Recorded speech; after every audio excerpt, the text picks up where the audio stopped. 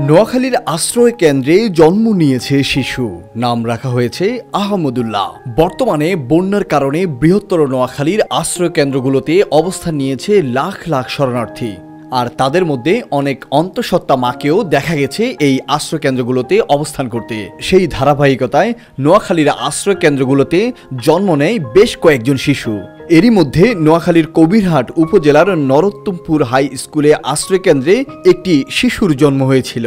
সেদিন রাত 12টার দিকে গর্ভবতী মায়ের প্রসব বেদনা উঠলে আসুন্না ফাউন্ডেশনের স্বেচ্ছাসেবক টিম তাকে অ্যাম্বুলেন্সে করে নোয়াখালীর সদর হাসপাতালে নেওয়ার ব্যবস্থা করে।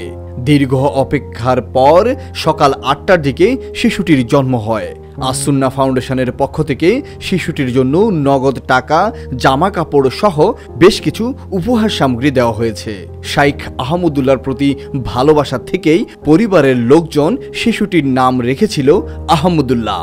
বর্তমানে শিশু এবং তার মা দুজনেই ভালো আছে। বৃহত্তর নোয়াখালীর গুরুত্বপূর্ণ জেলা লক্ষ্মীপুর জেলার কৃতি সন্তান শাইখ আহমদুল্লাহর ইতিবাচক কাজের মাধ্যমে এমন ভালোবাসায় বেঁচে থাকুক হাজার বছর, এমনটাই প্রত্যাশা।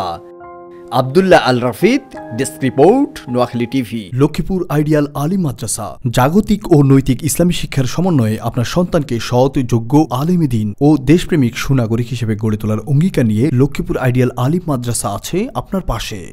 এখানে প্লে থেকে আলিম পর্যন্ত সাধারণ বিভাগ, বিজ্ঞান বিভাগ, হিফজুল কোরআন ও গার্লস শাখায় ভর্তি চলছে।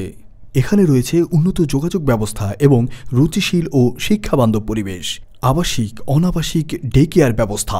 লক্ষ্মীপুর আইডিয়াল আলিম মাদ্রাসা, কোর্ট বিল্ডিং সংলগ্ন, জমুল স্টেশন, সদর, লক্ষ্মীপুর। নোয়াখালী টিভি, বৃহত্তর নোয়াখালীর প্রতিচ্ছবি।